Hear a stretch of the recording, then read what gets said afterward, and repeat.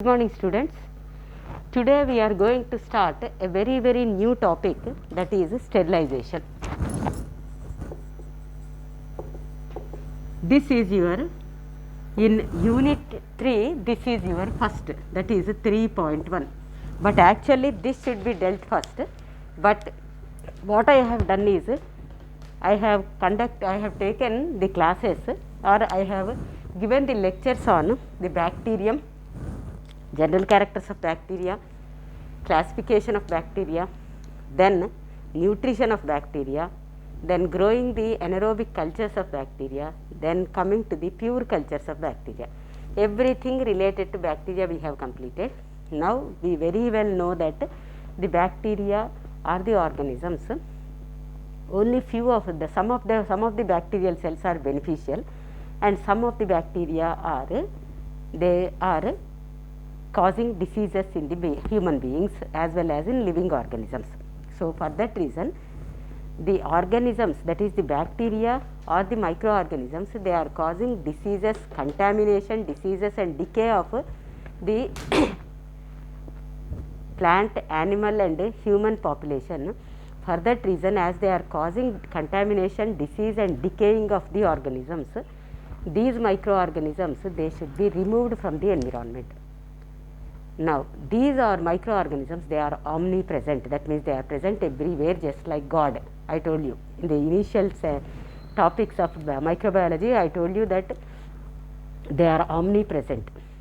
And how to remove them? Now see here, for the removal of these microorganisms, see here, why we have to go for the removal of these microorganisms or elimination of microorganisms? Let us first see. First one is, as they cause diseases in humans, animals and plants. That is the first reason for which we have to eliminate or remove them from the environment. First one. Second one, these are the organisms which are spoiling our food.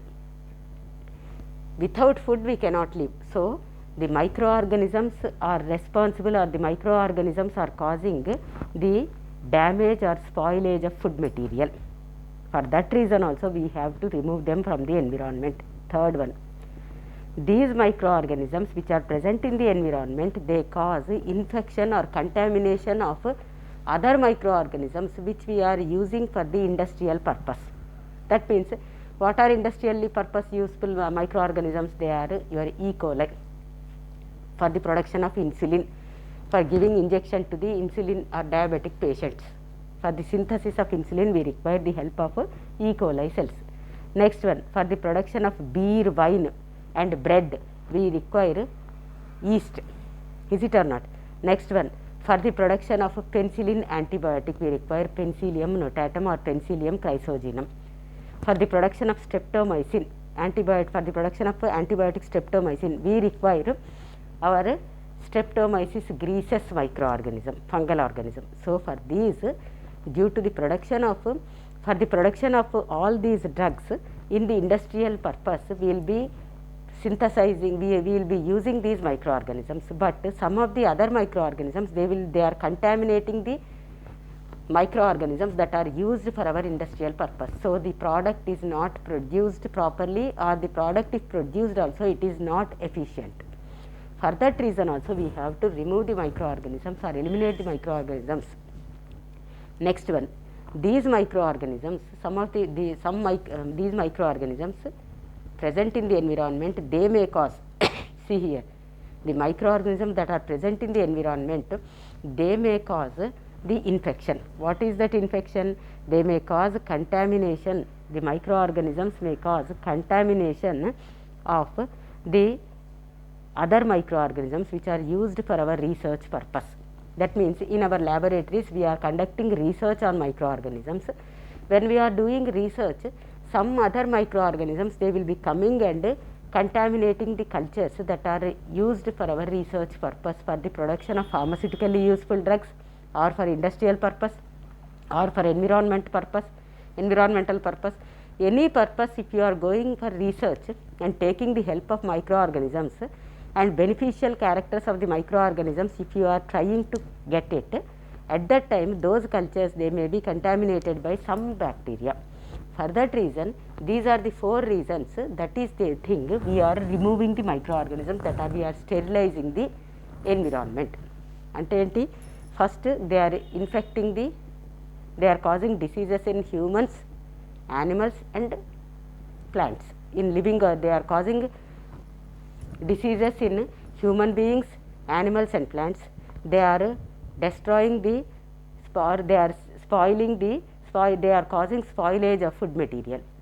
Next, they are contaminating the cultures that are used for industrial purpose. Next, they are contaminating the cultures that are used for research purpose. For these 4 reasons, we have to go for sterilization.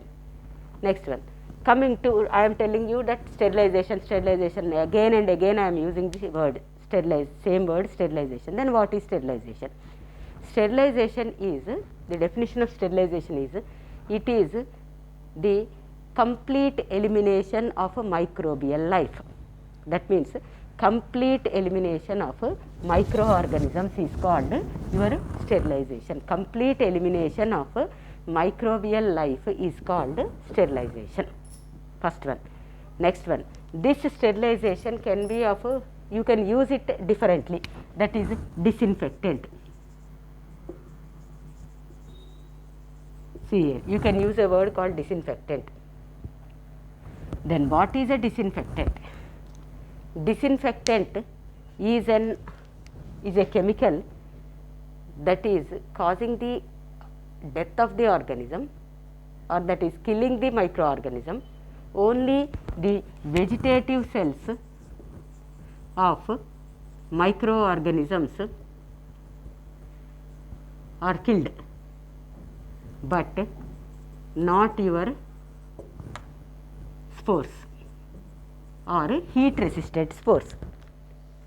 That means the microorganisms are killed, but they are not killing the heat resistant spores. That is known as a disinfection, or the chemical that is used for the disinfection is known as a disinfectant. The chemical that is used for sterilization is called as a sterilant. Now coming to the next one, that is antiseptic. The best example for your antiseptic that is used in your household kitchen is your turmeric, pasupu. So turmeric is the best antiseptic. ఎవరికైనా ఇట్లా చెయ్యి finger ఏదైనా cut అయింది, vegetables cut చేస్తుంటే అంటే bleeding అవుతుంటే వెంటనే mother ఏం చేస్తుంది, ఇమీడియట్గా ఇంత పసుపు తీసుకొచ్చి పెడుతుంది, because that is your antiseptic. Then what is the use of antiseptic? Antiseptic is the chemical that is used to destroy the microorganisms by destroying their metabolism. That means the metabolism, that is DNA synthesis, RNA synthesis, protein synthesis, all these synthesis, excretion, digestion, reproduction, these are nothing but your respiration, everything is the metabolism of the organism. So this metabolism of the organism is destroyed by means of antiseptic. So antiseptic is the chemical that destroys the metabolism of the organism. In that way it kills the microorganism. Now coming to the next one, antimicrobial or germicide or microbicide, whatever it may be, germicide, microbicide or antimicrobial agent, these are the chemicals that are used to destroy the growth and metabolism of the microorganisms. They are used to destroy the growth and metabolism of microorganisms. Whatever it may be, they will be just like disinfectants, they will be destroying only the vegetative cells, but the heat resistant spores, they are like that only, and when favorable conditions arise, the heat resistant spores again germinate and produce the microorganism. But coming to the sterilization, here I told you that it is complete elimination of or removal of complete elimination or removal of microbial life. That means including your vegetative cells as well as spores, everything will be eliminated. That is known as sterilization. Is it okay?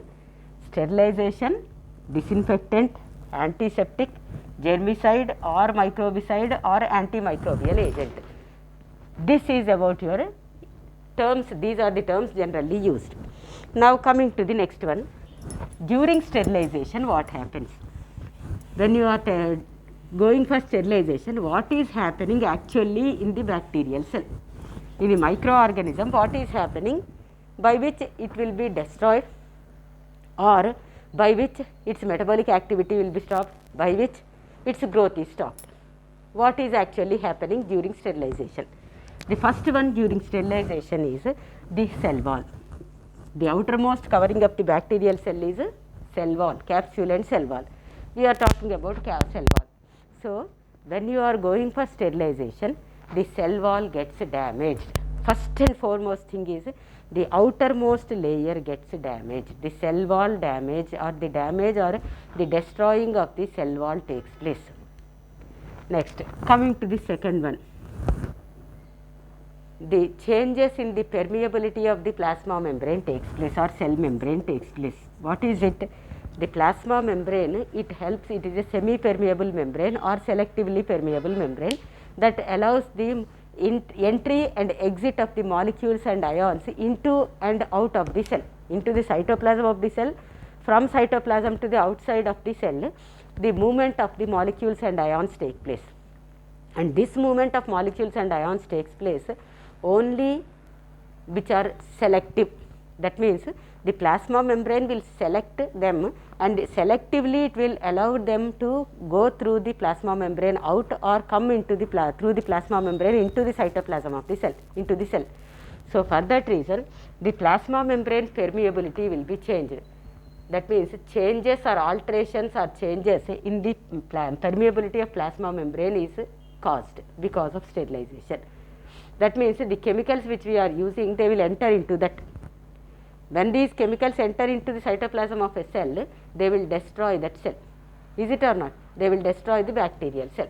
For that reason, the changes in the plasma membrane takes place, or the alteration or changes in the permeability of plasma membrane takes place due to sterilization, because of sterilization. Coming to the third one, changes, alteration or changes in the physical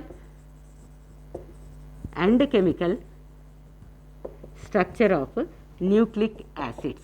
What are nucleic acids? All of you know that, no need of repeating it, but I am writing it's DNA and RNA.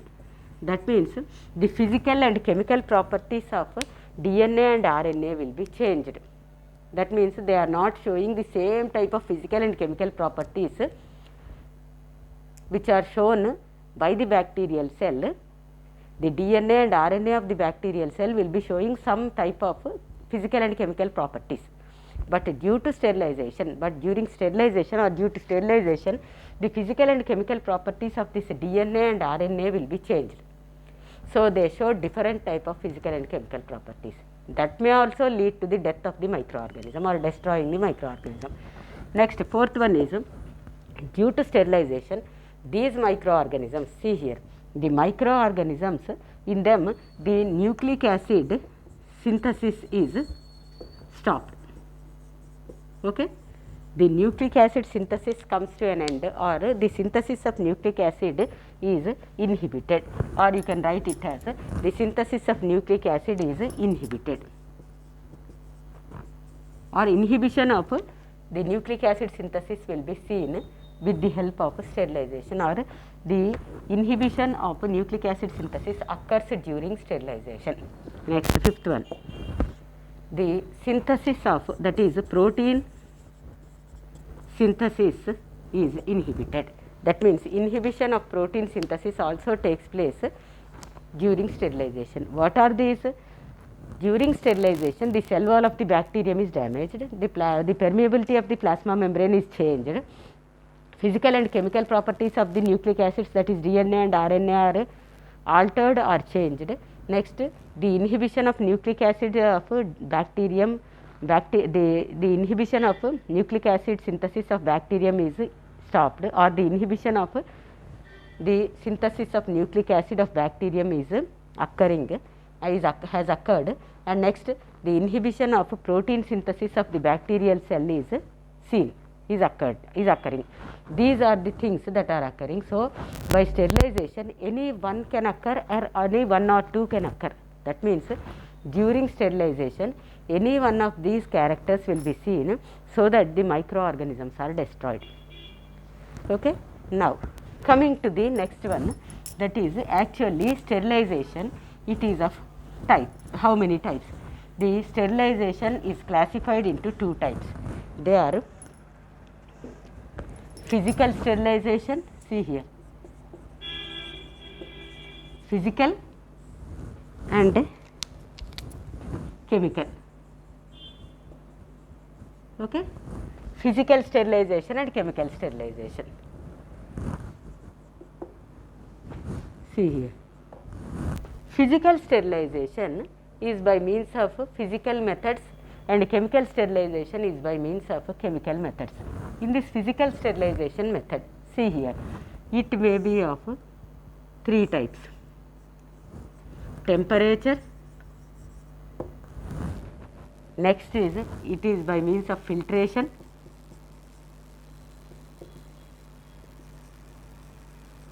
temperature, filtration and radiation. Okay. These are the three physical methods by which sterilization is occurring. Now, temperature, by means of temperature, by means of filtration, by means of radiation, the physical sterilization occurs. Now, coming to the temperature. The temperature may be again classified into your high temperature, low temperature. See here, high temperature and low temperature. Today we will see temperature. Generally, the microorganisms, they will show an optimum, they will respond to certain temperatures.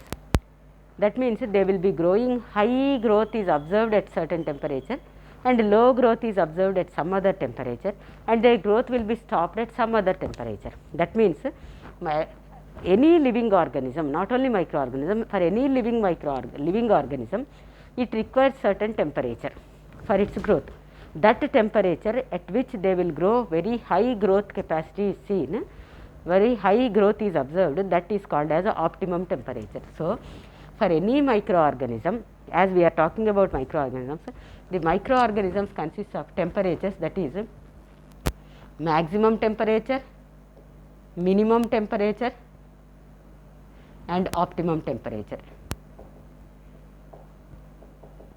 Is it or not? At optimum temperature they will grow, they show high growth. Okay. At maximum temperature the high growth of the organism is observed. Next, at maximum temperature the microorganisms are killed because they cannot withstand this temperature, so they are killed. Next, coming to the minimum temperature, the microbial growth comes to a static condition. What is the meaning of static condition? That means there won't be growth or there won't be death. They will come to a standstill condition. In other words, you can say that the microorganisms at minimum temperature, they are preserved. That means this can also be called as a preservation of microorganisms, as you are minimizing the temperature so that its metabolic activities will be stopped, so that or will be restricted, so that the microbial growth will come to a static state, so that they won't grow or they won't die. This is known as, in other words, the minimum temperature helps in, or the minimum temperature maintains the cells in preserved condition. That means at minimum temperature the microorganisms are preserved. Now, when they are growing at high temperature, they are called as thermophils. When they are growing at low temperature, they are called psychrophils. Already we have done this, we have discussed about this. At high temperature, if they are growing, they are called as thermophils. They grow in hot water springs. They grow in hot water springs. Now, at low temperature, psychrophils, that is in Arctic and Antarctic areas, in Himalayan areas, at where very high snowfall is there or cold is there, in such areas also they can grow, in Arctic and Antarctic areas, then they are called as psychrophils. Now, see here, coming to this, at low temperature and high temperature they can grow. Is it or not? they can grow at a very low temperature or high temperature. Next, if you talk about the high temperature, the high temperature, it may be of two types: moist heat, dry heat. Okay, this thing is moist heat or dry heat. What is moist heat? That means you are combining the heat with water, moisture. You are combining the water, you are combining the heat, high heat with moisture, then it is called as moist heat. You are using only heat and you are not having any type of moisture, that is called as dry heat. And generally moist heat is preferable for the sterilization and complete elimination of the microorganisms along with your vegetative cells, along with your heat resistant spores. Now, what happens during moist heat and dry heat sterilizations? Coming to the moist heat, see here, coming to the moist heat and dry heat. Okay. During moist heat, what happens is the coagulation of protein takes place. What is coagulation? If you take milk and if you squeeze lemon, immediately that will become paneer like, is it or not? The milk will break. That is known as coagulation. That means the coagulation of bacterial proteins or microbial proteins or the proteins of the microorganisms are coagulated so that the microorganism will die during moist heat sterilization. Next, during dry heat sterilization, here what happens is a denaturation of protein. What is denaturation of protein? That means the protein is a long chain consisting of many amino acids, because amino acids are bound with each other by means of a peptide bond, and this structure is called as a polypeptide. This is nothing but your protein. All of them are connected here with the help of all the amino acids are connected with each other, are connected to each other with the help of peptide bonds. Now this polypeptide chain consisting of protein, this will break here like this. The amino acids get separated, or sometimes they will break like this, 2 or 3 or 1 the amino acids will break.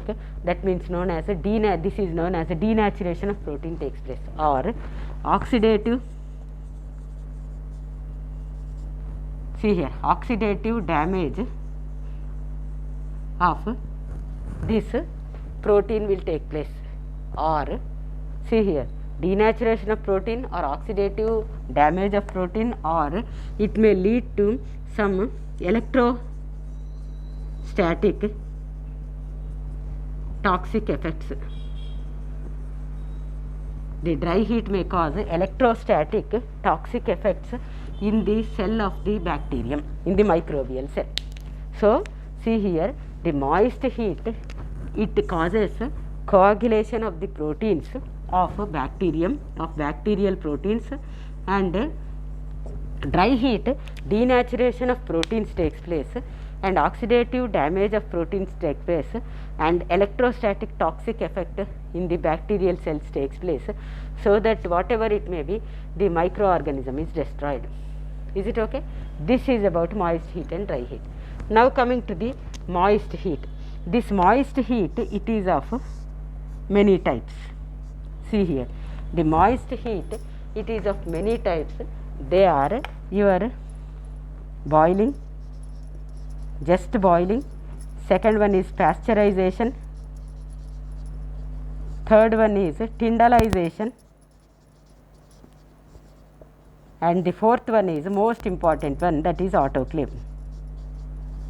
In the last classes I used autoclave word many times. It is used for sterilization of the microorganisms or medium.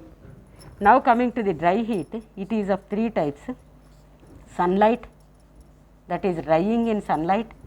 Next is incineration. Incineration, this can also be called as flaming.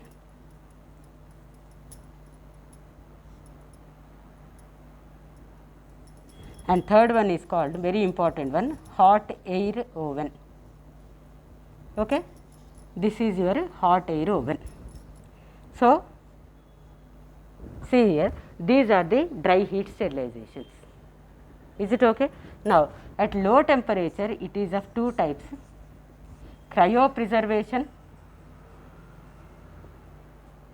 and lyophilization. Okay, it is cryopreservation and lyophilization are at low temperatures. Next, filtration is membrane filters,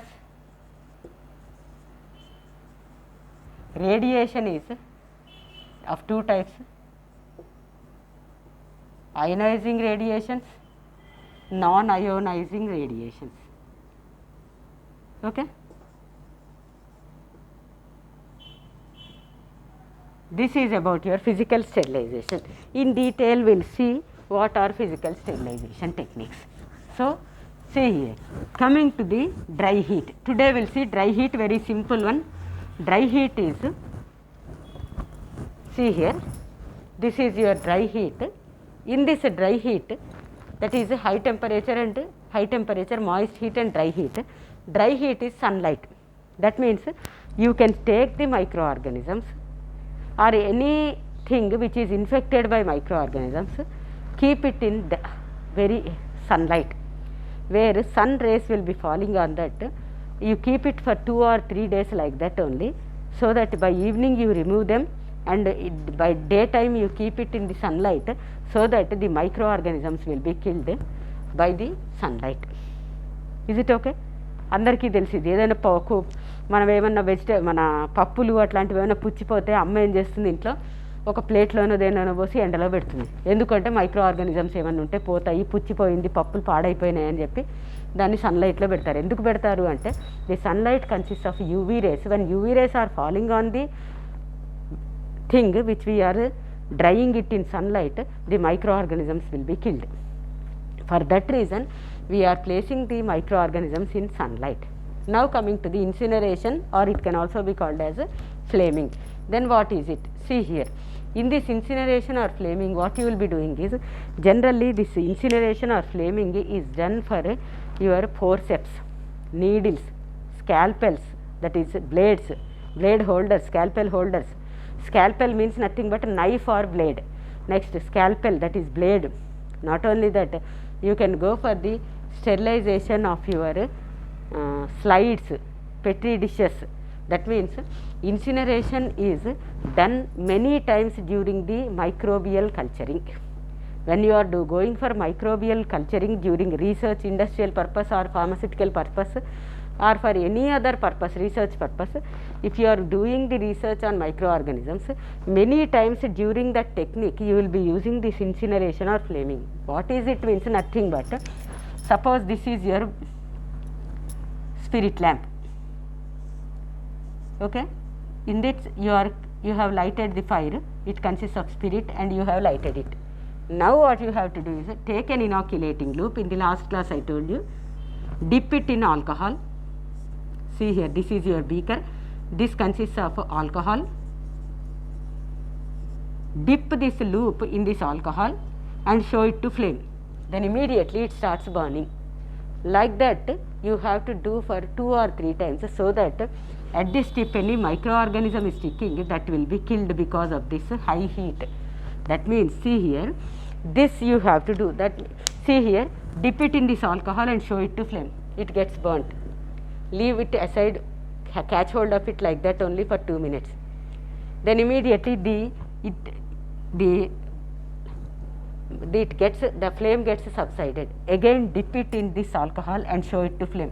Like that 2 or 3 times you have to do, and take this culture and dip it in your microbial culture. See here, dip it in microbial culture and use for your experimental purpose. That is, streak it on a petri plate like this.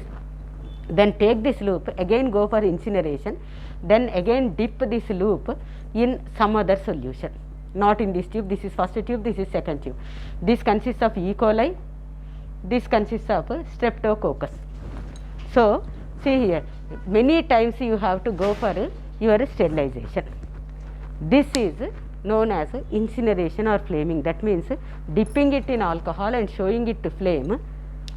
This is known as incineration or flaming. This can be done where you are killing the microorganisms that are present in the inoculating loop. forceps, scalpels, needles, scalpel holders or scalpels, everything for them sterilization is done with the help of incineration and flaming.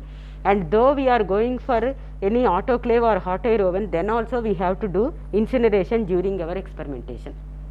So students, will stop here, and in the next class we will go for hot air oven and moist heat sterilization. Okay, thank you students.